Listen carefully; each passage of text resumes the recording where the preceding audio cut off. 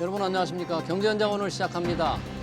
초접전 끝에 25만 표, 역대 최소 표차로 국민의힘 윤석열 후보가 20대 대통령에 당선됐습니다.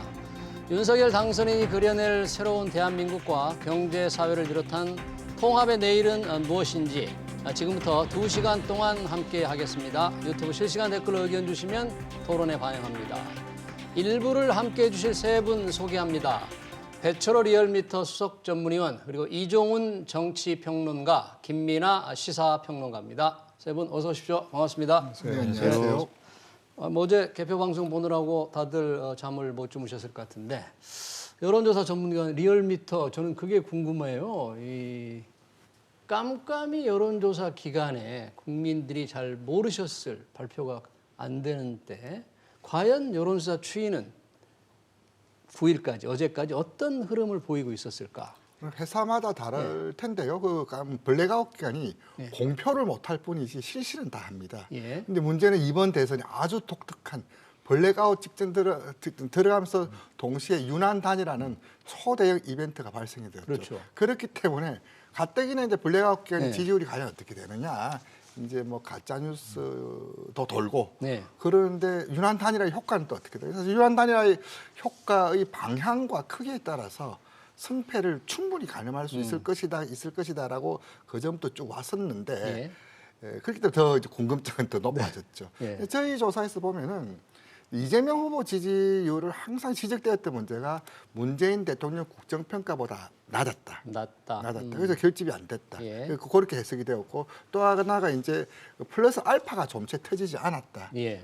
그랬었는데 유난 단일화 이후 저희들 조사에서 보면은 대통령 국정평가만큼 딱 그 이튿날 딱 나왔어요. 그럼 유난 단일화가 어떤 이재명 자극제가 측에 됐죠. 오히려 유리해졌다. 역효과 그렇죠. 국민의힘 쪽에서 보면 뒤에 말했지만 네. 그게 뭐 순풍이냐 역풍이냐 미풍이냐 태풍이냐 또 구분할 텐데 그렇게 되었고 막판 3일 단계부터는 알파가 조금씩 터졌어요. 저 이제 기간마다 다르겠지만 MBS에서는 40대 40, 갤럽에서는 39대 30을 나왔지만 결국 이렇게 0점 소수점 선거라고 좀 부르고 싶은데 네. 그렇게 됐을 때는 다들 대부분 이제 격차가 크게 날 것이다.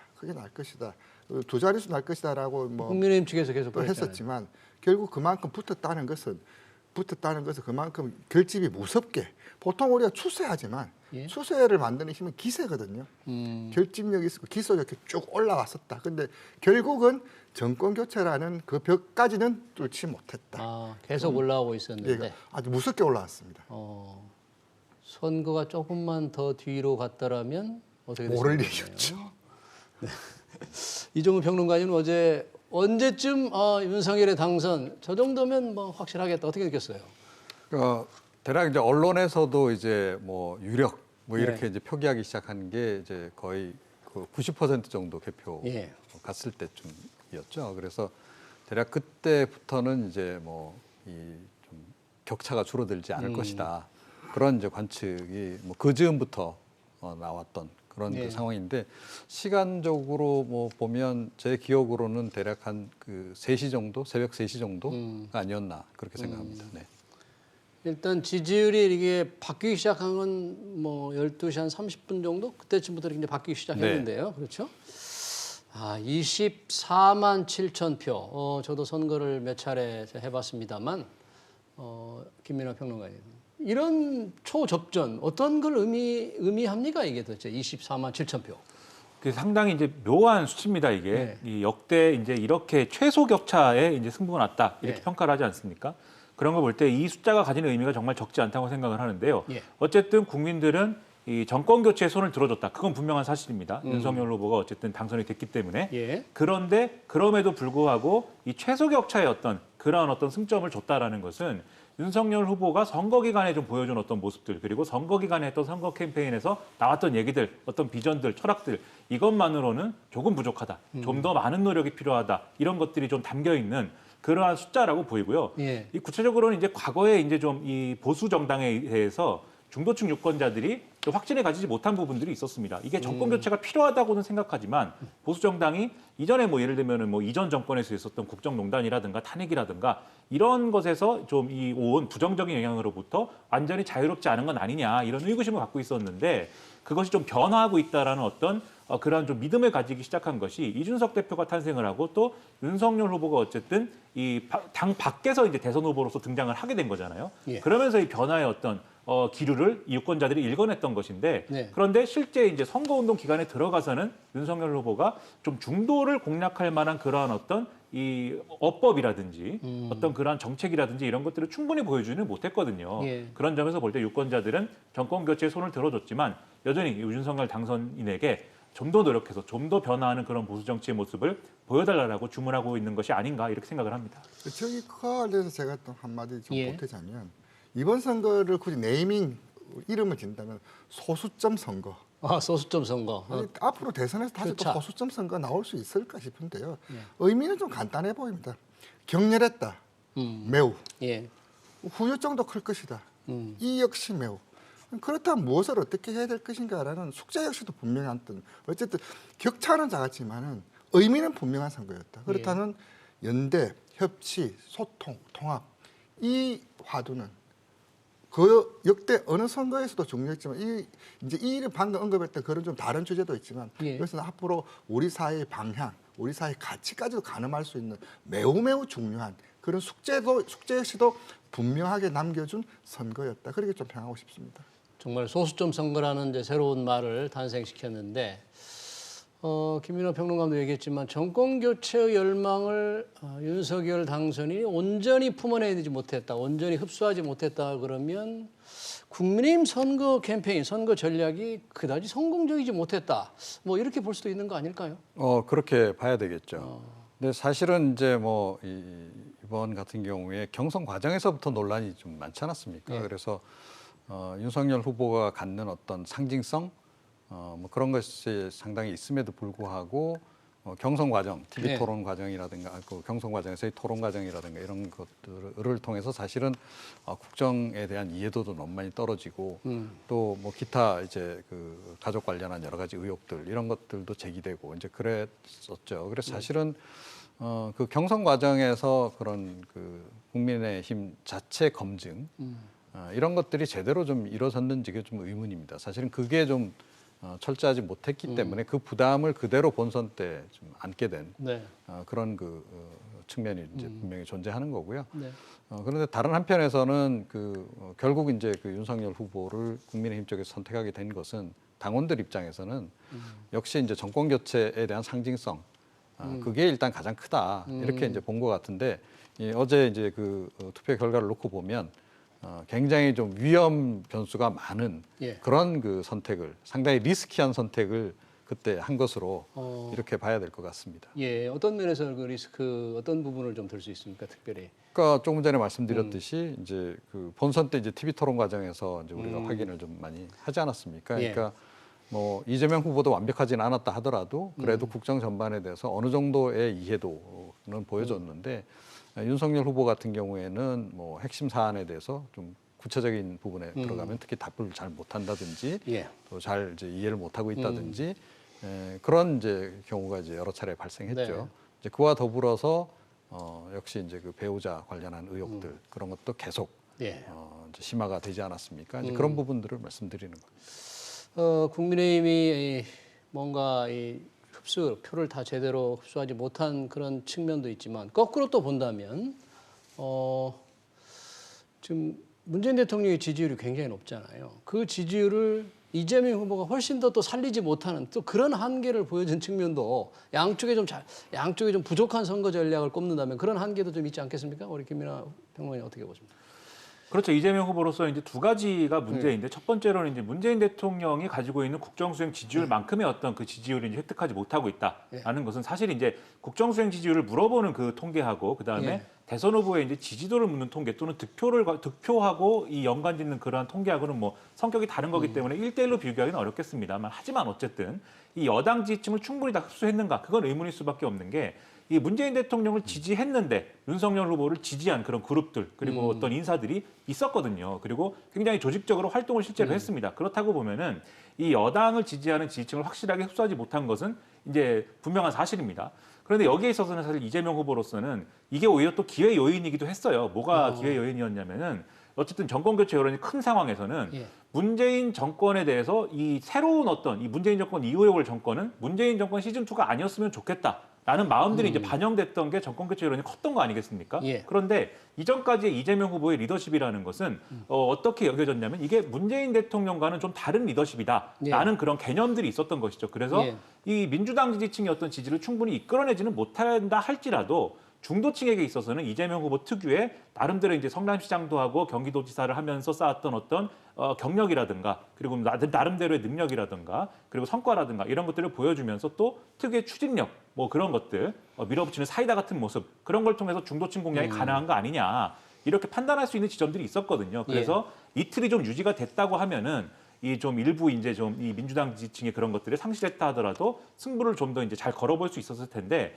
이 부분을 이제 무력화시킨 게 대장동 개발 의혹입니다. 그 대장동 개발 의혹이 터지면서 중도층에 있어서는 아 이재명 후보가 좀 이렇게 사이다 같은 모습 보여주고 추진력도 있는 것 같고 나름대로 그동안 성과도 많이 내왔다고 생각했는데 그게 항상 좋은 결과로만 이어지지는 않았구나 이렇게 생각하게 됐던 것이고 예. 그리고 민주당 지지층의 입장에서는 우리가 그래도 후보를 선출을 했는데 이 선출한 후보를 그래도 최선을 다해서 당선시켜야 되겠다라고 생각했는데 좀 위험한 부분이 있었구나 우리가 후보를 잘못 선출한 거 아니냐 이런 이제 마음을 갖게 됐기 때문에 양쪽에서 위축이 좀 일어났던 거예요. 그러면 이재명 후보가 이 대장동 개발 의혹이라든가 이런 것들을 좀 잘 돌파해서 이것들을 마지막까지 이 질질 끌어가는 그런 모습들은 보이지 않고 잘 이렇게 좀 뭐랄까요? 이 축구 선수가 공 걷어내듯이 좀 걷어냈었어야 되는데 결국은 마지막까지 살아있는 이슈가 돼버렸거든요. 그것은 또 이재명 후보가 본인이 직접적으로 그리고 좀 더 적극적으로 대장동 개발 의혹을 언급한 영향도 사실 있어 보입니다. 그래서 이런 부분들은 대장동 개발 의혹에 어떻게 대응했느냐에 따라서 승부가 갈릴 수도 있었다는 점에서 좀 패착인 부분도 있었다라고 저는 생각합니다. 네. 저는 조금 이제 그 다른 생각을 가지고 있는데요. 그러니까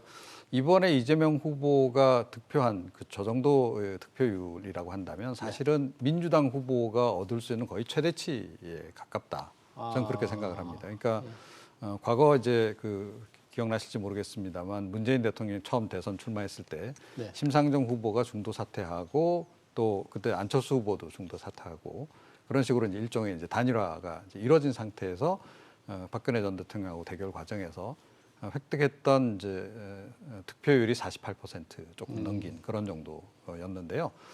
제가 보기에는 중도 진영의 중도 진보까지 포함해서 대략 그 정도가 거의 그 최대치가 아닌가 이렇게 좀 생각을 하고 예.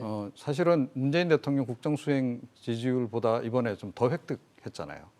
그래서 사실은 이번 정도면 물론 이제 그 심상정 후보 표까지 만약에 단일화해서 또 보탰더라면 또 좀 달라질 수는 있었을 거다라고 보긴 하는데 민주당 후보가 얻어낼 수 있는 거의 최대치까지는 거의 갔던 것으로 이렇게 네. 좀 봐야 되지 않을까 이렇게 생각합니다. 네. 그 부분에 조금만 첨언을 하자면 예. 이재명 후보의 전략의 이제 실책을 말씀드렸는데 예. 지금 말씀하신 이제 민주당 후보로서 얻을 수 있는 최대치의 득표를 최대치. 했다라는 부분도 역시 이제 사실입니다. 근데 그럴 수 있었던 요인 중에는 제가 볼 때는 외부 요인이 상당히 작용했다라는 평가를 할 수밖에 없는데 외부 요인요? 예. 그렇습니다. 두 가지입니다. 예. 윤석열 후보하고 안철수 후보가 단일화를 했기 때문에 네. 그러다 보니까 호남 지역이라든지 원래 민주당 지지층이 상당히 크게 결집하는 효과가 첫 번째로 결집, 있었고요. 역풍. 예. 그리고 이제 이준석 대표가 주도한 이제 젠더 문제에 대한 어떤 네. 선거 전략에 대해서 그것에 반발하는 20대 여성 표심이 크게 이제 좀 이재명 후보 쪽으로 결집을 하면서 원래는 심상정 후보라든지 이렇게 좀 진보적인 성향의 후보로 갔어야 될 표들이 다 결집을 해버렸거든요. 그래서 그런 부분들이 이제 말씀하신 대로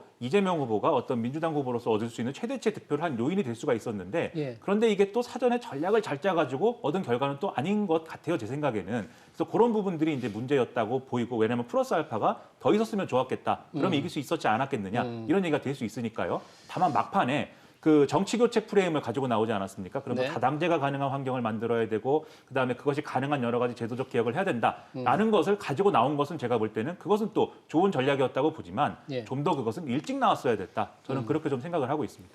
저도 의견 한마디. 진행자께서 질문하신 의도는 결국 성인 폐인의 네. 중에 하나고 또 여기 시청자께서도 가장 궁금해하실 것은 도대체 어디서 졌냐, 왜 졌냐 왜 졌느냐, 어느 이 부분이냐. 문제인데요.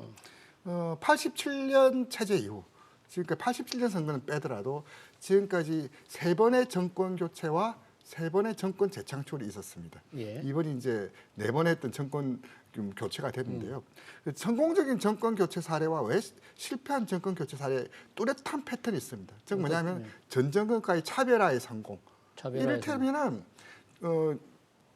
식당은 그대로 또 새 주방장이 오면 그 맛은 유지하되 뭔가 새로운 메뉴, 뭔가 예. 다른 레시피가 옴으로써 그 식당의 명맥은 유지하되 뭔가 거기서 업데이트된 걸 보여줘야 되거든요. 예. 지금까지 이제 역대 선거를 보자면은 대부분의 차별화는 공격적, 적대적 차별화를 하면서 자기 진영 내 결속력을 못했어요. 일단 가장 대표적인 것이 이제 97년도 이해창 YS 곰돌이 화형식을 들 수 있는데요. 예. 이번에 이제 이재명 후보 같은 경우는 차별화가 부족했다.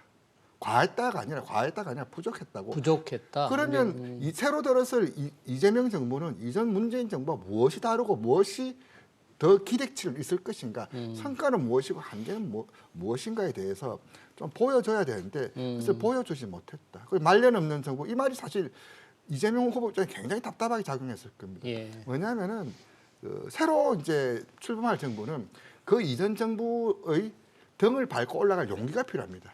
그리고 현 정부는 자신의 한계를 인정하면서 새로운 미래 권력에게 자기 등을 내어줄 수 내어줘야 있는 되는데. 용기가 필요한데 예. 그 과정이 없으면 도대체 뭐가 달라지고 시즌2라는 말도 사실 쓰기 아까울 정도로 뭔가 다름에 대한 예. 전혀 기대에 대한 그 제시도 못했고 평가의 근거도 매우 박했다. 저는 그 점을 좀 지적하고 네, 싶습니다. 그러니까 이재명 후보가 문재인 정권과의 확실한 차별화를 좀 못한 게 오히려 패착의 큰 요인 중에 하나다. 그렇죠. 그렇게 볼 수 있겠군요. 자, 뭐 승리한 윤석열 후보, 국민들은 이제 윤석열 후보가 그려갈 미래에 이제 관심이 많은데 그렇다면 윤석열 후보가 걸어온 길을 한번 이렇게 살펴보면서 과연 어떤 길을 걸어갈까를 생각해 볼 수 있지 않겠습니까? 이종훈 평론가님, 뭐 검사만을 한 분이잖아요. 이 죄를 다루시는 분만 한 분이신데 강골 검사로 알려져 있고 윤석열 후보의 인생에 봤을 때 이런 대권에 오르기까지 몇 가지 중요한 터닝 포인트가 있다면 어떤 부분을 좀 들 수 있을까요? 가장 결정적인 터닝 포인트는 온 국민이 기억하시는 그 국회에 출석해서 사람에 충성하지 않는다. 사람의 충성하지 그 발언이었다라고 저는 생각합니다. 그때부터 이제 어떻게 보면 불씨가 이제 커지기 시작한 거죠. 당시 국정원 댓글 사건 관련된 맞습니다. 거였죠? 예, 그때 네. 이제 수사팀장으로 수사했는데 어떻게 보면 박근혜 정부 때 그것 때문에 좌천되고 이제 이런 과정들이 있었지 않습니까? 이제 그 과정 관련해서 이제 그 발언하는 과정에서 이제 그 발언이 나온 건데 네. 그때 사실은 국민들이 처음으로 윤석열이라고 하는 인물에 대해서 예. 관심을 딱 갖기 시작한 거죠. 뭔가 네. 좀 다른데 사실은 사실은 이후에 이제 문재인 대통령이 되고 난 이후에 그 윤석열 좀 이번 당선인을 흔히 하는 얘기로 픽하게 된 네. 가장 결정적인 장면도 아마 그 장면이 아니었을까 싶어요. 예, 그 이미지. 예. 저런 정신이면 문재인 정부의 이 검찰개혁을 상징하는 인물로 충분하다. 네. 그래서 사실은 상당히 기수 파괴까지 하면서 파격적으로 기용을 했던 거 아니겠습니까? 네. 그런데 어찌됐건 그때 그 장면으로부터 이 모든 일은 시작됐다. 저는 그렇게 생각을 그렇군요. 합니다. 네. 국정원 댓글 사건 수사팀장으로서 정권과 검찰 상부의 외압을 폭로하면서 이제 한직으로 떠돌게 된 그런 과정을 우리 이정훈 평론가님 말씀해 주셨고요. 사실 뭐 그렇게 해서 발탁이 돼서 중앙지검장이 되고 그 전에 벌써 이제 적폐 수사의 가장 선봉에 서신 거잖아요. 그러니까 보수에서 볼 때는 지금은 희망이지만 직전까지만 해도 보수로 볼 때는 이 보수를 깬 원흉 아니었습니까?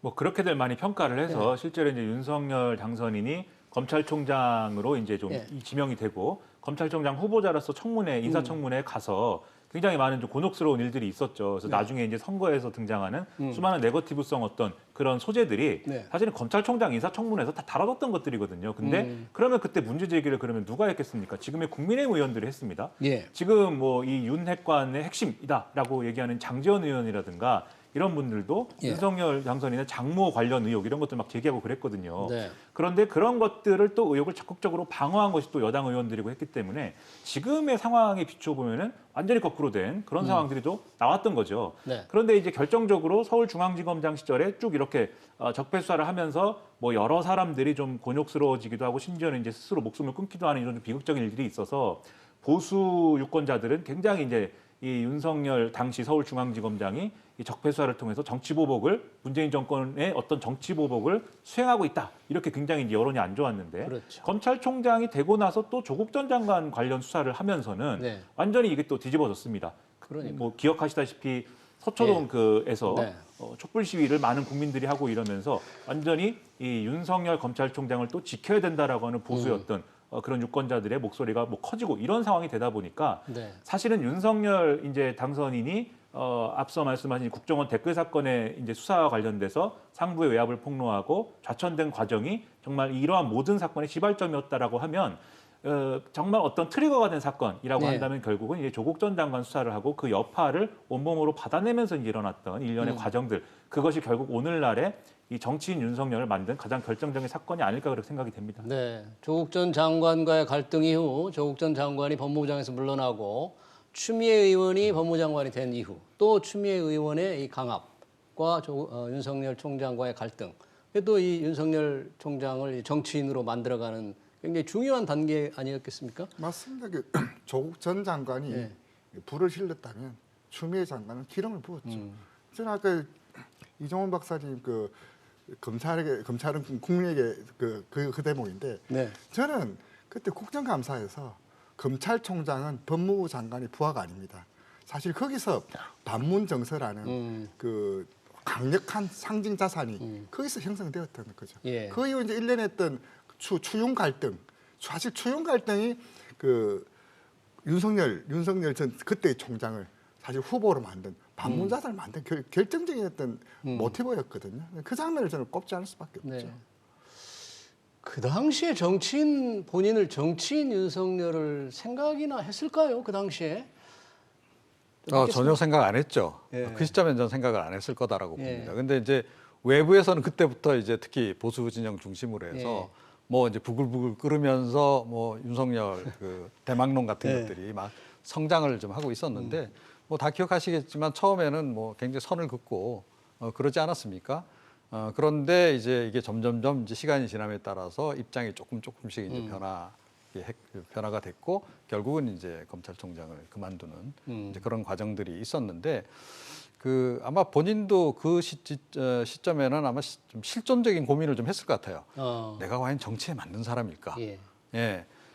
사실은 뭐 이제 그 부분 관련해서 이제 뭐 비판적으로 굉장히 얘기하는 분들도 많지만 제가 보기에도 여전히 이분은 정치인으로서의 그 면모보다는 딱 검사로서의 면모, 좀 간골 검사로서의 면모, 그리고 여전히 좀 공무원 티가 팍팍 나는 예, 그런 대목들을 이제 자주 이제 발견하게 이제 되는데 어제 같은 경우 예를 들어서 이제 그 뭐 당선 보니까 확실해지지 않으면 자기가 됐다라고 이렇게 간주를 안 하는 것 같아요. 예. 그래서 이 집을 잘 안 떠나고 끝까지 있더라고요. 예. 그러더니 당사로 오는 이제 시간. 확실하게 이제 딱 이제 되니까 그 시점에서 이제 집을 떠나서 여의도로 이제 이동하는 그런 이제 모습도 보여줬는데 예. 그런 거 역시 어떻게 보면 공무원들 특유의 그 예. 어떤 완벽성을 기하려고 하는 네. 예, 약간의 그 여지라도 좀 남겨두지 않으려고 하는 그런 것들이 어제 그 장면에서도 사실은 좀 드러난 게 아닌가 그렇게 그와 생각을 합니다. 관련해서 제가 한 말씀 더 보태자면은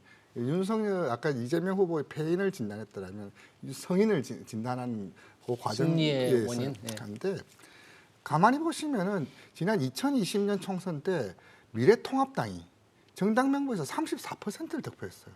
저 이제 그때 의석수 180대 103만 기억하지 예. 34% 그 정당 득표를 기억하는 사람은 별로 안 계시더라고요. 그 뭐냐면 기본적으로 우리 사회의 보수 정향성, 보수 가치를 인정하는 분들이 35% 정도 있다는 거예요. 즉 뭐냐면 여기서 10만 더 얹어지면 10%만 더 얹어지면 언제든지 정권 교체를 할 수 있는 강력한 수준까지 도달할 수 있다는 건데 문제는 그 10이 뭐 쇄신이든 혁신이든 자강이든 자력으로 올라가든 아니면 상대의 실적으로 올라가든 그것은 언제든지 유동성이 있다는 건데 문제는 보수 진영에 선수가 없었어요. 이른바 선수기근 현상인데 네. 물론 황교안, 홍준표, 유승민, 원희룡 이런 분들을 세우려고 하니 도저히 엄두가 안 나는데 그때 윤석열이라는 선수가 저 선수를 우리 유니폼 입히면 어떨까?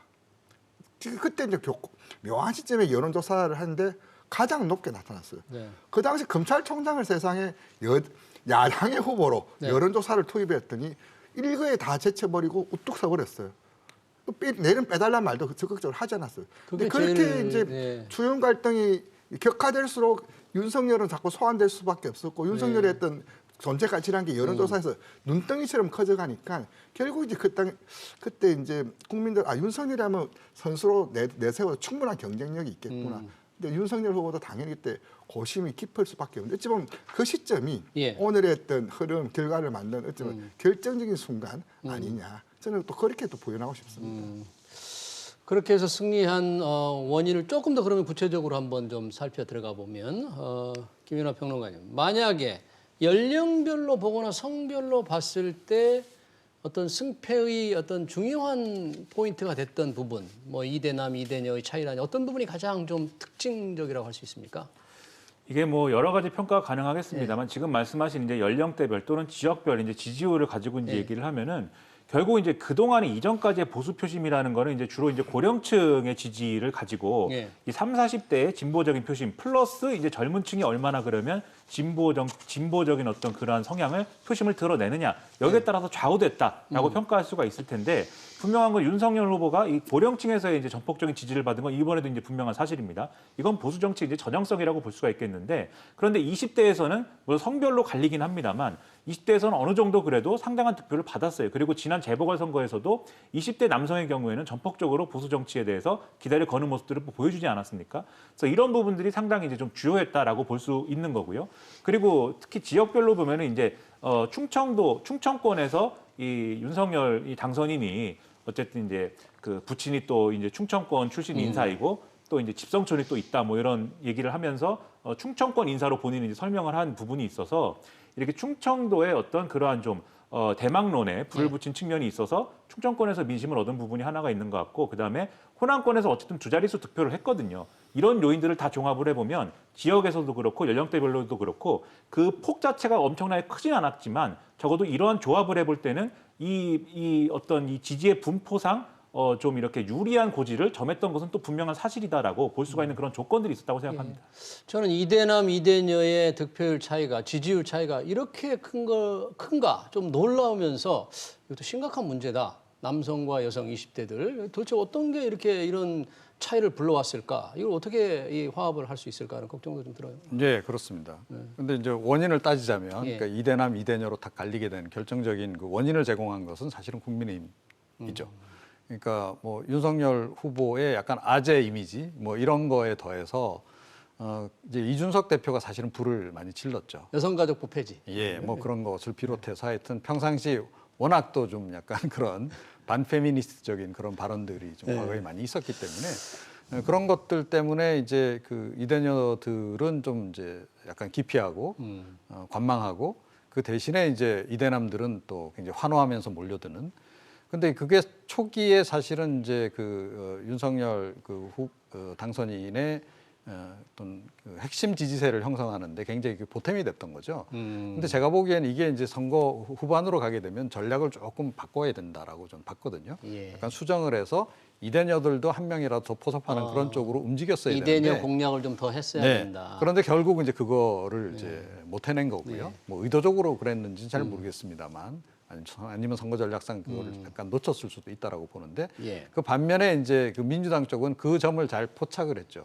그래서 사실은 막판에 이렇게 추격세를 좀 가속화시킬 수 있었던 것은 그 이대녀들의 그 심정을 아주 잘 포착을 해서 그걸 적극적으로 이제 캠페인을 벌였습니다. 그래서 그 부분에서 상당히 좀 이제 이득을 보게 된 이런 상황인데, 그러니까 정치적으로 보면 그 양당 모두 이제 이대남 이대녀를 활용한 거예요. 어떻게 보면. 근데 그래서 사실은 지금 이럴 사이가 아닌데 지금 뭐 20대 여성과 남성이 지금 완전히 좀 이렇게 표심이 확 갈려버리는 그런 현상이 좀 생겼고 그게 또 결과적으로 보면 지금 전체 이 지금 득표율도 보면 아주 근접하는. 그래서 딱 국론이 딱 반분되는 이런 또 현상까지 초래하고 말았다는 거죠. 그래서 이게 사실은 지금 그 국민의힘 윤석열 후보가 승리는 했는데 이겼어도 이게 이겼다라고 환호하기가 좀 상당히 좀 어색한 그런 그 상황이 돼버린 데다가 이게 사실 따지고 보면 엄청난 지금 과제가 지금 하나 생겨버린 겁니다. 그러니까 그동안에 뭐 국민 대통합 얘기는 뭐 많이 있었습니다만 그렇죠. 그야말로 이거는 국민 대통합을 하지 않으면 뭔가 이렇게 큰일 나겠다. 이런 위기감이 좀 한편에서는 좀 드는 또 이 20대 여성과 20대 남성 간의 어떤 이렇게 좀 균열이 생긴 이 부분을 어떻게 앞으로 조화롭게 이걸 만들 것인가 하는 부분도 상당히 좀 이제 고민을 해야 되는 포인트가 이제 된 거죠. 저는 그분이 아주 심각한 사회적 이슈가 될 것 같아요. 젠더 갈등, 성별 문제를 이 정치권에서 이렇게 더 쪼개나 버렸는데 이거를 어떻게 봉합해야지 성별이 차이로 이렇게 지지율이 달라질 수 있나? 조사기관에서 좀 이상하지 않습니까? 저희들도 사실 조사를 하면서 잘 곤혹스러웠습니다. 근데 본인들이 이게 뇌피셜로 넘어갈 문제가 아닙니다. 왜냐하면 득표 결과에서 뚜렷이 나왔거든요. 갈렸습니다. 이것은 아까 제가 분명하게 결과로 나타났다는 건데 이것은 그래서 이거 어떻게 받아들일 것인지 그냥 과거처럼 하면 좋은 그런 수준이 아니라 해야만 하는 예. 그런 성격이 완전 바뀌어 버렸는데요. 여기 대해서는 좀 구두선으로 거쳤다가는 안 될 문제다. 이거 진짜 온 사회가 좀 이거 진짜 다들 걱정 많습니다. 이렇게 뭐 일반 시민의 입장을 받더라도 이 매일을 선거처럼 할 수 없거든요. 선거하는 과정에서는 그 정당과 진영의 후보지만 선거가 끝나면 모두의 그 사랑받는 존경받는 지도자가 돼야 됩니다.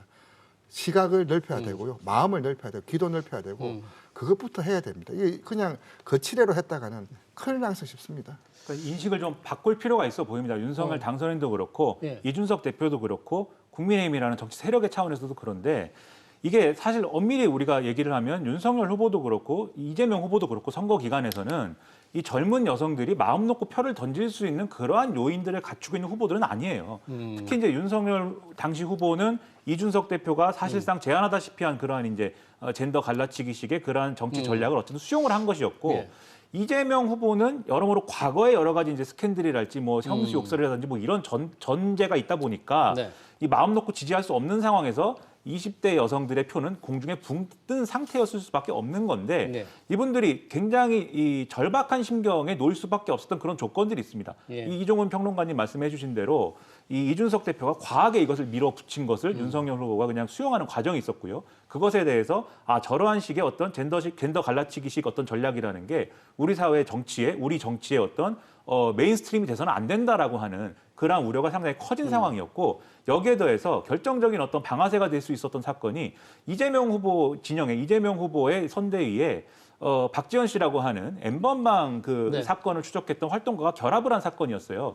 이것은 뭐 이재명 후보가 영입을 했다든지 그런 차원이라기보다도 개인적 결단이 상당히 컸던 거거든요. 이분의 경우에는 그러한 이준석 대표식의 정치를 막기 위해서 이재명 후보의 당선이 필요하다고 생각해서 거기에 들어갔던 것이고 이게 N번방 사건이라는 특수성 때문에 이분이 얼굴을 드러내는 것에 대한 어떤 위험성이라든가 이런 것들을 여성 표심은 상당히 우려하고 있었는데 마지막에 가서는 실제로 얼굴을 드러내고 찬조 연설을 했습니다. 그러다 보니까 이분을 지켜야 된다. 굉장히 안전에 있어서의 굉장히 상당한 위기감이 20대 여성 표심에는 상당히 크게 작용을 했던 거고요. 그게 결집을 불러온 거였거든요. 그래서 결과적으로는 양 후보가 정치적으로 이 젠더 관련된 사안을 이용한 거 아니냐라고 얘기할 수 있겠지만 적어도 이것을 풀어야 되는 주체는 제가 볼 때는 이 보수 정치, 윤석열 당선이 나고 지금 이준석 대표의 문제로 보여요. 근데 오늘 이제 윤석열 당선인이 이렇게 얘기를 했습니다. 여전히 이제 젠더 관련된 질문들을 기자들이 했는데 예. 이 문제 앞으로 어떻게 풀어갈 예정이냐라고 얘기를 했는데 선거 기간에 했던 얘기를 사실은 그대로 했습니다. 이게 뭐 예를 들면 남성 여성의 문제라든가 성별 이분법 그런 문제는 아니다.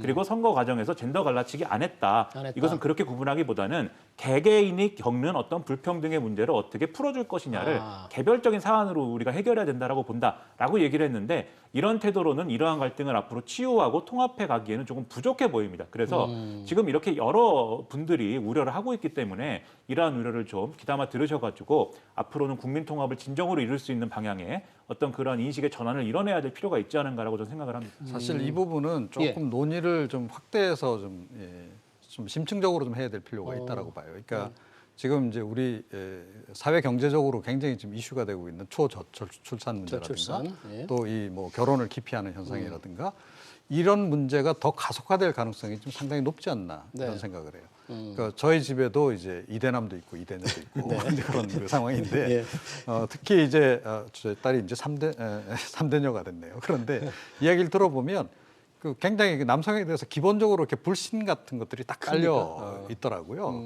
특히 최근에 이제 이런 그 정치 상황에서 그래서 이제 예를 들어서 뭐 이제 그쪽에 이제 커뮤니티 상에서 이야기되는 것들을 얘기를 들어보면 이재명이 좋아서 찍는 게 아니고 네. 윤석열이 싫어서 윤석열 떨어뜨리기 위해서 우리가 이쪽으로 가서 해야 된다. 이런 식의 여론이 지금 형성이 좀 돼 있는 그런 건데 이게 이제 뭐 정치권 안에서의 논의 또는 뭐 투표 과정에서의 그 논란 이런 정도로 이제 그치면 다행인데 제가 보기엔 이게 여기서 그칠 것 같지가 않아요. 전반적인 사회 전체의 이제 분위기로 많이 작용하면서 이게 이제 그야말로 이제 본격적인 그 젠더 갈등의 시대를 지금 맞게 될 가능성이 높아서 이게 좀 큰 과제다. 좀 전에 말씀하셨듯이 그 부분 저도 전적으로 공감합니다. 그러니까 사회적으로 사실은 심각한 이슈. 국민의힘이 이번에 어찌됐건 시작을 한 거거든요. 민주당이 나중에 이제 뭐 거기에 이제 맞대응을 하면서 이제 가열되긴 했는데 그래서 일단 원인 제공자들이 이 문제에 대해서 좀 심각하게 생각하고 그 문제를 좀 풀 수 있도록 노력을 해야 한다 이렇게 생각합니다. 저도 관련해서 뭐 제언 및 뭐 첨언을 하자면은 민정당 이래로 대한민국 보수 정당이 청년 표심을 구하기 위해서 청년들을 접근하기 위해서 이렇게 노력한 보수 정당이 과연 있었는가? 없었습니다. 아무리 찾아봐도 없더라고요. 기본적으로 보수 정당은 그 장년층 이상을 타겟으로 삼았고 네. 그들을 중심으로 봤었는데 이번 선거에 아주 뭐 그 네거티브 난타전 다시는 경험하지 말아야 될 선거라고 하지만 그럼에도 불구하고 몇몇 중요한 흔적들, 경험들, 자산들이 있는데 이를테면 20대 문제는 우리의 미래의 문제죠. 그렇습니다. 실업. 예. 지금 이제 단적으로 이야기한 것이 지금 아버지 세대보다 더 못 살 세대, 자식 세대 더 못 살 세대 20대라고요. 사실 저희 때만 해도 그냥 그렇게 그래 해서 네. 길자리 있고 그렇게 갔던 세대였는데 이제 사회 진출 자체를 어떻게 해야 될까? 봉쇄되는 세대, 이대남 이녀가 젠더 갈등이라는 대명사로 이제 굳어져 가는 세대인데 예. 그만큼 이제 선거 캠페인 하듯이 20대에 대해서 여러 연구를 했을 테고 나름의 내용들 정책들 개발했을 텐데 이제는 선거 캠페인 할 때보다 더 많이 하지 않으면 진짜 이 혐의가 사실이 됩니다. 갈등의 주범이 아니라 우리는 20대를 위해서 노력했다는 것을 네. 보여주지 않으면 안 되는 그런 상황이기도 하다. 그러니까 이번 선거 결과 이 20대의 젠더 문제, 성별 문제를 우리 사회 전체가 보통 심각하게 고민해야 될 그런 상황이 온 것 같습니다. 대선 결과 분석도 중요하지만 앞으로 일도 중요한데 지금 국민의힘, 자, 이 안철수 국민의당 대표와 이제 합당을 남겨두고 있고 뭔가 큰 역할을 할 수도 있을 것 같은데요. 평론가님 어떻게 보십니까? 이 안철수 대표의 정치적 행로 앞으로 무슨 일을 할 것인가 무슨 인수위원장 얘기도 막 나오고 그러던데 그런 게 조금 좀 들립니까 어떻습니까? 이제 가장 이제 좀 기대가 되고 이렇게 보이는 게 이제 인수위원장을 뭐 단독으로 맡는 것인지 공동으로 맡는 것인지는 모르겠습니다만 어쨌든 인수위원장 얘기가 가장 적극적으로 나오고 있는 것이죠. 그리고 실제로 이제 이 안철수 후보가 윤석열 후보와의 단일화를 이제 그 발표를 할 때도 그 공식적으로 두 후보가 기자회견을 하지 않았습니까? 예. 근데 질문이 나왔을 때 이런 질문이 나왔어요. 윤석열 후보하고 분명히 공약이라든가 철학에 이제 격차가 있는데 네. 그 격차들을 어떻게 메워갈 것이냐 공동 정부를 한다고 하는데 근데 거기에 대해서 윤석열 당선인은 별다른 이제 답을 안 했는데 안철수 후보가 자청해서 거기에 대해서 답을 했습니다. 그래서 인수위가 있는 것이다. 그래서 인수위 단계에서부터 같이 논의를 해가지고 이러한 어떤 이 격차들을 이제 메워 나가면서 하나의 공동 정부를 이루기 위해서 노력하겠다라고 얘기를 했거든요. 예. 이것에 비추어 보면은 당연히 이제 인수위원장이라든가 이런 중요한 역할을 해야 되는 것이죠. 근데 여기에 있어서는 이제 윤석열 당선인의 어떤 의지가 굉장히 중요해 보이는데 이것을 실제로 윤석열 당선인의 의지를 갖고 있을 걸로 보입니다. 다만 이게 항상 선거가 끝나고 나면 농공행사능이라든지 좀 자리 배분이라든지 간단한 네. 문제는 또 아니에요. 예. 오늘 권선동 의원이 라디오 인터뷰에서 그런 얘기를 했습니다. 인수위원장이라든가 이런 것들이 가능한 거냐라는 이제 질문에 대해서 예. 뭐 본인이 의지가 있고 그리고 충분히 성과를 낼 확신이 있다고 하면은 할 수 있는 것이고 그렇지 않으면 뭐 할 수 없는 거 아니겠냐 이렇게 얘기를 했는데 좀 여지를 둔 듯이 느껴지는 맥락들이 있거든요. 네. 그래서 뭐 최종적으로 지켜봐야겠습니다만 어쨌든 공동 정부를 꾸린다고 했으니까 인수위원장을 맡겨야 된다라는 어떤 논리를 안철수 후보 측이 갖고 있었던 건 사실인 것 같아요. 물론 이제 국민의당 내에서는 이거 우리랑은 공유 안 된 것 같다라는 반응도 있기는 합니다만 어쨌든 그래서 이거를 당선인이 어떻게 추진할 수 있는 거냐는 앞으로 지켜봐야 될 텐데 이외에도 여러 가지 직책에 대한 얘기들이 많이 나오지 않습니까? 뭐 네. 총리도 노려볼 수 있는 거 아니냐, 그리고 당대표, 당권에도 접근해 볼 수 있는 거 아니냐.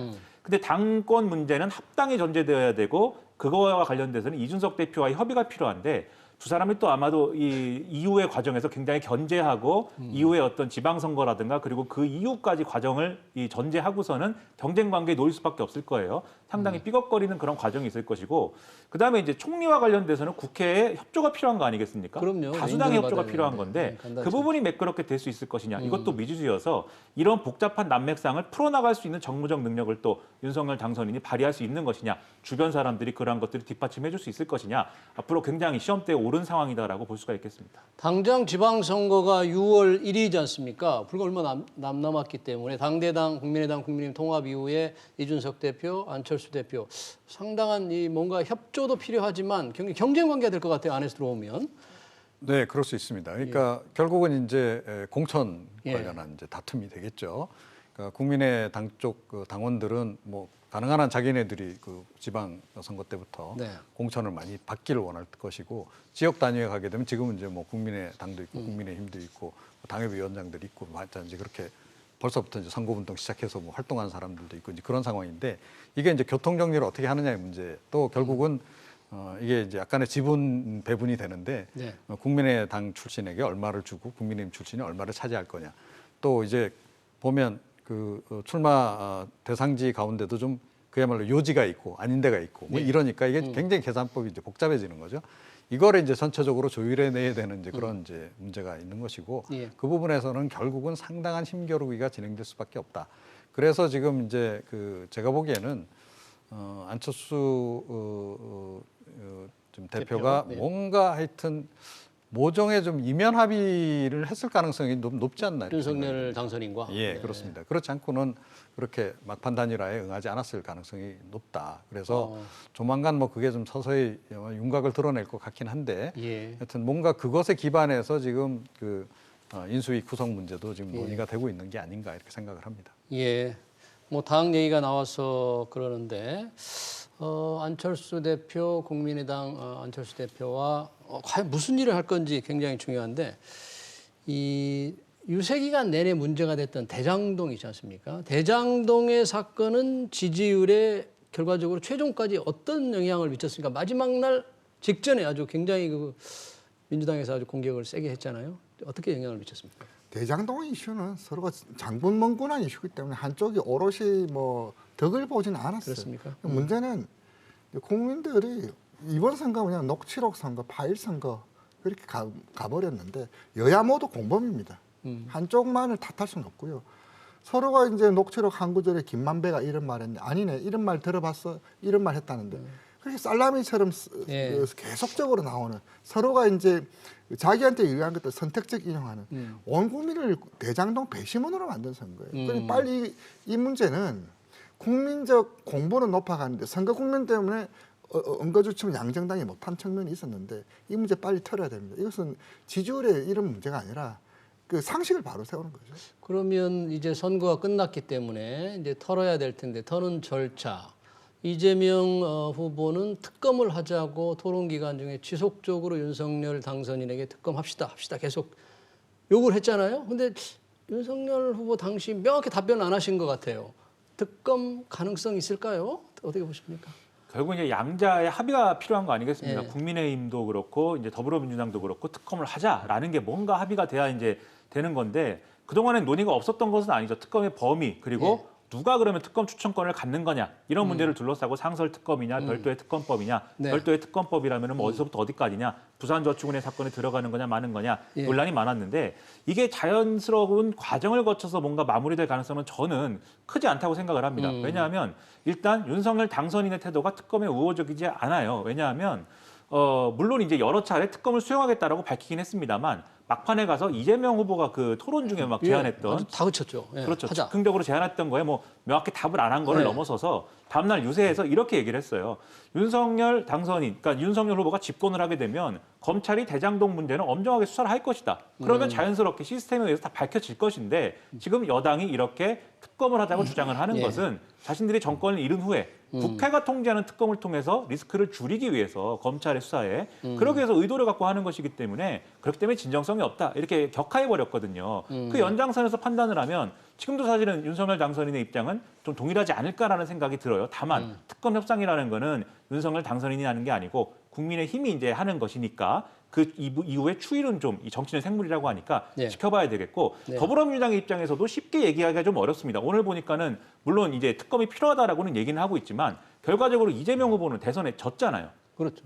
패배했는데 이 패배에서 상처를 입은 당의 이제 어떤 이 중요한 이제 대선 후보였던 인사인데 특검을 그 사람의 어떤 갖고 있는 이력에 대해서 특검을 한다는 것은 지금은 어쨌든 억울함을 털어내기 위해서 특검이 필요하다라고 얘기를 하고 있는 거지만 결과적으로는 상처가 될 거 아니겠습니까? 그런 것들을 쉽게 결단할 수 있을까? 저는 상당히 미지수라고 봅니다. 진행되는 검찰 수사에 조금 제대로 된 수사에 기대를 하고 거기서 어떻게 정리되기를 국민의힘에서는 이제 바라게 되는 것 같습니다. 뭐 우리 윤석열 후보 당선인의 부인 김건희 씨 행보에 대해서 관심이 많은데 김건희 씨 여사의 뭐 당선 이후에 한마디가 있었죠? 어떤 역할을 할 거다 그런 말씀이 있으셨죠? 네. 그러니까 뭐 과거에 이제 보면 이제 우리나라의 영부인상 전형적인 영부인 대표적인 영부인상 그러면 이제 과거 유경수 전 여사를 이제 많이 생각들을 하지 않습니까? 그러니까 그런 정도의 지금 그 역할을 생각하는 것 같아요. 네. 그분이 그 당시에 보면 주로 이제 복지 분야들을 이제 챙기고 이제 그런 그 일들을 많이 했는데 오늘 그 김건희 씨 이야기한 것으로 봐도 본인은 이제 그렇게 좀 겉으로 드러나지 않고 국정에 개입한다는 인상을 안 주는 네. 그런 좀 활동들, 그러니까 그런 뭐 일종의 사회 활동 그런 쪽으로 주력할 것으로 이렇게 지금 예. 이제 이야기를 하고 있는데 아마 실제로 그렇게 좀 할 가능성이 높지 않나 이렇게 생각합니다. 윤석열 후보는 당선인은 유세 중에 대통령 부인을 보좌하는 제2부속실을 좀 폐지를 하겠다 그러면서 역할을 좀 줄일 것이라고 얘기를 했는데 본인의 공언대로 뭐 이행을 할까요? 안 할 수 없는 상황이 되어버렸죠. 그렇게 워낙 그렇게 또 윤석열 후보 개인 캐릭터가 말을 굉장히 할 말만 하고 한 말은 한다. 굉장히 그 그분 캐릭터 저도 이제 그 이야기를 들어보니까 아까 그 대장동 추궁할 때 할 거냐 할 때 그분이 이제 뭐냐면은 이 특검은 검사 생활을 어렵기 때문에 특검의 생리라든지 그 관행을 잘 알기 때문에 그 자리에서 덥석 내뱉기를 굉장히 주저했다는 거죠. 개인적으로 이제 자신이 쌓은 내용은 씩씩하게 밀고 나가지만은 판단이 안 설 때 선뜻 말부터 던지는 또 그런 행태를 하는 정치인의 행태, 정치 문화를 그닥 좋아하지는 않다라고 저도 들었는데 어쨌든 부속실 관련해서는 어쨌든 김건희 여사가 공개적으로 대중적으로 계속 관심 받고 오르내리는 것에 대해서는 김건희 여사 본인도 그닥 좋아하지 않을 것 같고 무엇보다 윤석열 후보도 자기가 내뱉은 말을 이행하려는 그런 의지가 있기 때문에 아마 좀 없이 실제로 박근혜 대통령 때도 이제 배우자고 여성이기 때문에 남성 관련해 그런 그때 대폭 축소되고 안 했던 전례가 있기 때문에 그닥 또 새로운 것은 아니다. 뭐 왜냐하면 김건희 여사는 사실 전시기획사 대표를 하면서 어찌 보면 사회활동을 굉장히 열심히 해오셨기 때문에 그런 스캔들 문제가 없었더라면 굉장히 적극적인 역할을 했을 법도 한 커리어를 갖추고 있는 분이잖아요. 그런 분을 보면 그런 걸 어떻게 할지 모르겠습니다. 그렇죠. 예를 들면 미국의 이제 조 바이든 대통령 같은 경우에 배우자의 경우에는 이제 사회적 활동을 그냥 이제 유지를 하면서 질 바이든 여사의 경우에는 영부인의 역할은 또 동시에 하겠다라고 지금 본인이 얘기하고 직업 있는 계속 거잖아요. 가지고 있으면서 그렇습니다. 만약에 이제 이런 논란이나 이런 게 없었다고 하면은 그러한 새로운 어떤 영부인상을 세울 수도 있었을 텐데 문제는 논란들이 많지 않습니까? 과거에 이제 허위 이력 논란도 있었고 그리고 현재 진행형인지 아닌지 좀 애매한 도이치모터스 주가 조작 뭐 이런 것도 있고 그다음에 이제 아무래도 이제 그 김건희 여사의 이제 모친의 문제, 개발 사업에 손을 대고 여러 가지 문제들이 있는데 이 국민들은 이런 부분에 대해서 일정 부분 좀 걱정을 가지고 있어요. 이게 결국은 대통령의 친인척 문제지 않습니까? 결론적으로는. 그리고 이런 것들이 결국 사업을 하신 분들이기 때문에 현재 진행형이 될 수도 있는 것이다. 그리고 여기에 뭐 이권이 결합하고 뭐 여러 가지 부정부패 온상이 될 수도 있다. 이런 경각심을 과거의 어떤 경험을 통해서 우리 국민들은 가지지 않을 수 없는 것이기 때문에 그래서 좀 김건희 여사 입장에서는 내조에 주력하는 내조형 영부인이 되겠다. 이렇게 마음을 먹을 가능성이 커 보여요. 그런데 여기서 그치는 게 아니고 추가적으로 이 친인척 관리를 어떻게 적극적으로 해나가겠다라고 하는 윤석열 이 당선인의 의지 표명이 또 있어야 더더욱 국민들이 안심할 수 있는 것이라고 저는 생각을 해서 그 부분에 있어서도 좀 명확한 그리고 진취적인 어떤 입장 표명이 있으면 좋겠습니다. 네. 지금 바이든 대통령 부인의 그 본주 직업 얘기를 잠깐 하셨는데 마침 윤석열 당선인이 바이든 대통령과 오늘 전화 통화를 했어요. 굉장히 빨리 이루어진 셈인데 어떤 외신들은 어떻게 이런 것들을 좀 당선인에 대해서 어떻게 평가를 하고 있습니까? 네. 그러니까 이제 뭐 역시 이제 그 미국하고 일본 쪽에서는 좀 환영하는 분위기인 것 같아요. 그러니까 그 동안에 사실은 뭐 이제 그 문재인 대통령 같은 경우에는 종전선언 관련해서 한미 그 당국 간에 약간 좀 이제 불협화음들이 없잖아 좀 있었던 그런 부분들이 있었고, 또 이제 일본하고는 뭐 아시겠지만 뭐 위안부 관련해서 좀 논란이 계속 이어지고 있는 그런 상황이었는데, 일단 그 양쪽에서의 반응은 보수 정권이 들어섰기 때문에 문재인 정부하고는 확연히 다르게 갈 것이다. 그다음에 대북 정책에 있어서는 이제 뭐 전략적 모호성보다는 전략적 명확성을 이제 추구하는 쪽으로 갈 거다. 그리고 이제 한일 관계 부분도 적극적인 개선을 할 가능성이 높다. 예. 그래서 일단은 뭐 좀 긍정적인 그런 반응을 좀 보이고 있고, 네. 중국은 아직까지 이렇게 뚜렷하게 공식 논평을 지금 안 하고 있어요. 보니까 상당히 좀 복잡한 심정을 가지고 좀 있는 게 아닌가. 그래서 좀 조금 지나면 아마 뭔가 반응이 나올 것 같긴 한데 당장 반응이 나올 것 같지는 않습니다. 네. 오늘 당선인 뭐 기자회견하고 일문일답하면서 북한에 대해서 뭔가 이 북한의 입장에 대해서 좀 명확한 입장을 표명을 하신 거죠, 오늘 당선인께서. 네, 그렇죠. 이제 그 우리 정부도 5년 동안 향후 5년의 대북, 대일, 대미 등그 외교 노선 기조를 바꿔야 되지만 상대국들도 파악을 해야 되고, 도대체 윤석열의 정확한 우리라면 그게 북한일 수도 있고 미국일 수도 있고 중국일 수도 있고 일본일 수도 있죠. 도대체 뭐냐? 진위와 도대체 뭘 하겠다는 거냐? 오늘 이제 간단하게 이제 했지만 다 원칙적인 이야기만 한 것 같아요. 이제 그렇다면 도대체 누가 할 것이냐, 어떻게 할 거냐, 무엇을 우선순위에 둘 것이냐를 지속적으로 파악하고 또 한쪽에서 설명을 하고 할 텐데, 그래서 오늘은 그냥 다 보니까 원칙적인 이야기 정도만 언급이다. 더 이상 뭐 과도한 해석의 여지 자체를 좀 차단을 많이 했다. 그렇게 좀 평가하고 싶습니다. 예. 여튼 문재인 대통령 5년은 전반적으로 북한의 조금 유화책 일변도가 아니었느냐라는 이제 보수 측의 비판이 있었기 때문에 이제 윤석열 당선인이 그 보수 측의 입장을 받아서 과연 정치 외교를 큰 이 전환의 계기로 삼지 않을까, 이런 기대가 좀 있는 것 같습니다.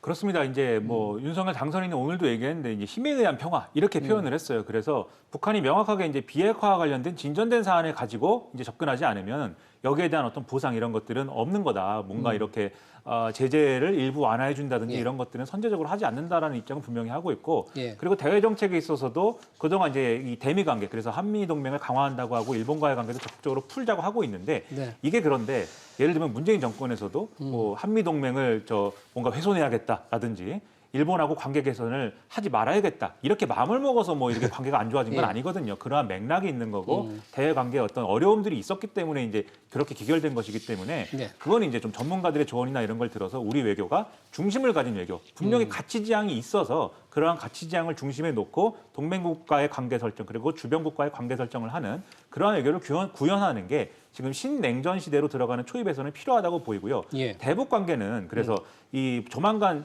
이것은 뭐 저의 혼자의 생각일 수 있겠습니다만 예. 조만간 이 윤석열 이 당선인의 생각을 알아보기 위해서라도 뭔가 일종의 테스트를 시작하지 않을까 싶어요. 북한의 입장에서는. 근데 그런 걸 통해 가지고 뭔가 대응하는 과정에서 우리 이제 국민들이 윤석열 당선인의 명확한 방향이라는 게 이런 거구나라고 생각을 할 텐데 여기에 대해서 북한이 뭔가 하는 거에 대해서 명확하게 얘기를 하고 대응을 하겠다라는 것은 좋습니다. 그런데 이게 자칫 잘못하면 과거 보수 정권의 어떤 대북 정책 중에 북한이 비핵화 관련된 진전 보지 않으면 우리는 아무것도 해주지 않겠다라고 했던 비핵개방 3천이라든지 이런 정책으로 되돌아갈 것이다라고 하는 우려도 갖고 있는 거거든요. 근데 과거의 보수 정권이 그걸 통해서 성과를 냈으면 그걸로 돌아가도 좋다라고 할 수가 있겠는데 성과를 내지 못했고 사실은 미사일 능력, 핵 능력이 오히려 북한의 입장에서는 더 증가시키는 그러한 결론으로 치달았던 경험도 있습니다. 그래서 반드시 문재인 정권의 대북 정책을 계승해야 된다라는 것은 아니지만 적어도 실용적으로 이 문제에 대해서는 접근을 해서 대화할 수 있는 부분에 대해서는 충분히 가능성을 열어놓는 것이 무엇보다도 중요하다고 저는 생각을 합니다. 네. 이종훈 평론가님, 오늘 윤석열 당선인 북한에 대한 원론적인 입장, 뭐 단호히 대처하되 대화의 문은 열어놓겠다 이런 입장을 밝혔는데 그 외에 오늘 어떤 메시지 중에서 조금 주목할 만한 발언 같은 게 좀 있었습니까, 윤석열 당선인? 이번에 이제 당선되고 나서 이제 뭐 오늘 새벽에 첫 일성도 예. 그랬는데 역시 이제 협치 부분 이 부분이 이제 가장 관심을 좀 끌고 있죠. 국민들 입장에서도 예. 그렇고 지금 뭐 당연히 야당 입장에서도 여당 입장에서도 그렇고 이제 야당이네요. 야당 입장에서도 그렇고 그리고 이제 사실은 조금 전에 말씀드렸듯이 이번에 딱 국론이 딱 양분이 돼 버렸기 때문에 지금 이제 윤석열 후보를 반대했던 반대쪽에 투표해서 이재명 후보를 지지했던 분들 이 부분을 어떻게 할 것인지도 굉장히 지금 고민스러운 대목 가운데 하나라는 거죠. 그래서 아마 협치를 하기 위한 노력은 좀 할 거라고 좀 보는데 그게 이제 과연 쉽겠는가 하는 거죠. 그러니까 예. 조금 전에 이제 뭐 인수위 과정 관련해서 뭐 국민의당하고의 관계, 안철수 후보하고 안철수 이제 대표하고의 관계 부분도 얘기를 했는데 예. 그것도 풀어야 되지만 예. 또 동시에 또 이제 야당하고 관계도 이 초기에 풀지 않으면 제가 보기에는 협치 이건 말만으로 그냥 구두선에 그칠 가능성이 굉장히 높다. 문재인 대통령도 뭐 임기 내내 여야정 상설협의체 만들자 했지만 결국 성사가 안 됐지 않습니까? 이런 일은 사실은 초기에 딱 단추를 끼워 놓지 않으면 네. 그야말로 좀 속된 말로 서로 딱 엮이지 않으면 이게 성사가 좀 어렵다라고 봐요. 그래서 저는 이번에 어차피 안철수 이제 그 대표 측, 그러니까 네. 국민의 당 측하고 일종의 이제 공동인수위원회 비슷한 걸 이제 만들 가능성이 높은데 예. 그걸 할 때 아예 그 야당 쪽 인사들도 좀 함께. 능력 있는 전문가들이라 예. 하더라도, 그러니까 아주 뭐 현역 의원들 아니라 하더라도 예. 또 그 야권에서 활동해 오신 분들이 있잖아요, 그죠? 네. 그런 분들을 좀 기용을 해서 좀 통합 그 인수위 형태로 나가지 않으면 지금 전반적인 환경으로 봐서는 사실은 이번에도 그 협치는 만들어지기 어려운 상황이다. 조금 전에 지방선거 얘기했는데요.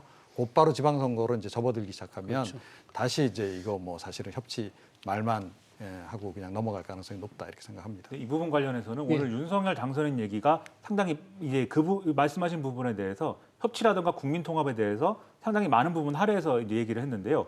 저는 굉장히 좋은 얘기들이 많았고 굉장히 기대가 되는 내용들이 많았다고 생각합니다. 아, 그래요? 이전에 선거 과정에서 꺼냈던 그런 얘기들에 비하면 예. 상당히 이제 세련된 얘기들이 많이 있었는데 다만 한 대목이 저는 마음에 걸렸습니다. 그게 뭐냐면 철진한 이념을 가진 세력이라든가 철진한 이념과는 거리를 두겠다 이렇게 얘기를 했는데 이게 물론 이제 후보 본인의 철학이니까 그렇게 얘기할 수 있는 문제라고 보지만 네. 그런데 이 부분이 정치적으로 해석이 되기 시작하면 철진한 이념이란 무엇이며 그 세력이란 누굴 얘기하는 거냐 여기서부터 갈등이 시작될 수도 있는 거거든요. 저는 이 한마디에 지금 뭐 이 민주당이 반응하지는 않을 거라고 보지만 586 민주화 세력을 지칭했습니까? 그게?